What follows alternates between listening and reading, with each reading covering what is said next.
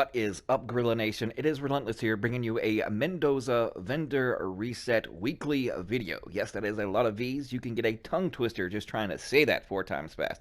Imagine how many times I actually screwed up before I actually got it right. It's kind of like that PTDZSD kind of thing. If you want to know what I'm talking about, then that video is on the channel. But announcement first before we hop into the Mendoza reset.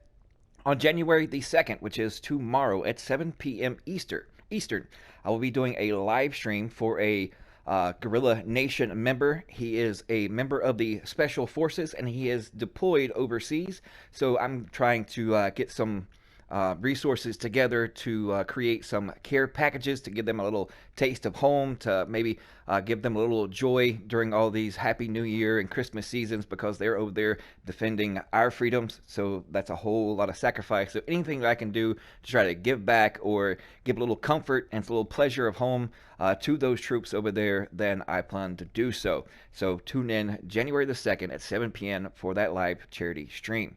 But anyways, back to Mendoza. Typically, where I find the bounty hunter in order to reveal the location of Mendoza is typically I just fast travel here to Truman Safe House. Immediately come out on the west hand side. You proceed up this street, and right here is a driveway, and there's a yellow or orange crate in the front yard, and he's typically right behind there. I find him there 99.9% of the time. If by some small percentage chance that he is not there, the other locations I find him in the trees up here in front of the front left of Lincoln Memorial, in between the bushes and trees where the little hidden hotel is here, and of course underneath the awning behind the Lincoln Memorial. So check those locations and typically you will find him there. But Mendoza is located up here in Constitutional Hall, as you can see on the map. If you either have this control point or this control point taken over, but it doesn't really matter if you don't, because you can just easily fast travel to Constitutional Hall, Safe House, the Archive, and then just proceed north to find Mendoza. You can look for the rainbow colored flag here. It's pretty, isn't it?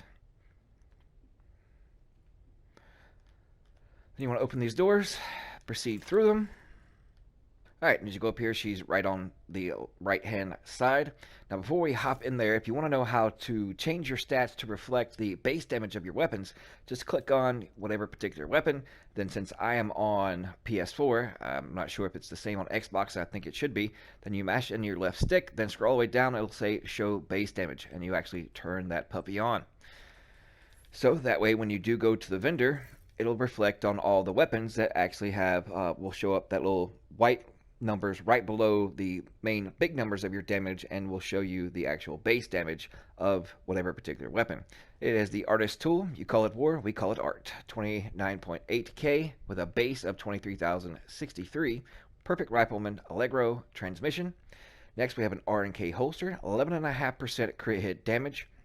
It is with the Perfect Blacksmith. Killing an enemy with your sidearm repairs 60% of your armor, can occur once every 10 seconds.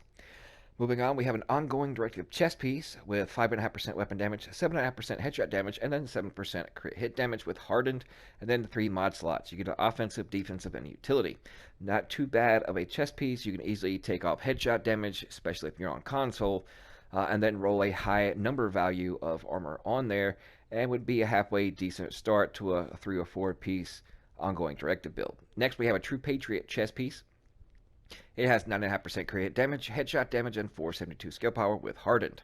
Not really the best, or it's just kind of mediocre when it comes to as far as attribute wise, because you're stuck with headshot damage, crit damage. You take off one, yeah, you would benefit off headshot damage, without any kind of crit, but that's still handcuffing yourself by not having a armor number value roll. So moving on, hardware gloves. And then it has 119 skill power, 7% LMG damage. Negotiator's Dilemma gloves with 14% hazard protection and 154 skill power with a defensive mod. Tick of My Dick knee pads, offensive mod slot utility, and it has 7.5% crit chance. Aces and Eights holster, 8.5% crit chance and 5.5% crit hit damage with a 2 offensive mod slots. Next we have the custom 14,995 with measured distance protected reload. Next, we have a Police MK17, base is 38,697 with Boomerang, Optimized, and Rooted. Moving on, we have a 511 backpack with 4% crit damage, 4% crit chance, 15,779 armor with Insulated and Destructive with Utility Mod slot. Next, we have a Suck Me Off holster with 7% crit hit chance, 4% crit hit damage, and then 10,418 health with Bloodlust. Weapon swapping grants 15% weapon damage for 5 seconds. This buff is lost for 5 seconds if you weapon swap while it is active. Since it already has a decent amount of health, I mean, you could utilize this on an SMG build. You would lose the 2 offensive mod slots if you use a True Patriot holster or a Heligard holster because they both have 2 offensive mod slots, but yet you're kind of trading off. So when you do switch weapons, you're getting a 15% weapon damage bonus, and typically most have like 6.5% weapon damage mods in those type pieces, so you would still benefit from them for 2 or 3%. And since you're going to be switching weapons anyways, unless you're running like the Merciless as your secondary Chatterbox, something like that, just where it's holster talent, then you definitely want to steer clear of utilizing Bloodlust on anything.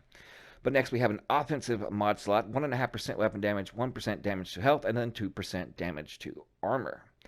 Now I am going to be purchasing a couple of these for 2 things. It at least has 1.5% weapon damage on it, 1% damage to health, and if you're using an AR build, then these will be right up your alley. Too bad it's not, 3% for damage to health and 3% damage to armor, but at least it has 1.5%.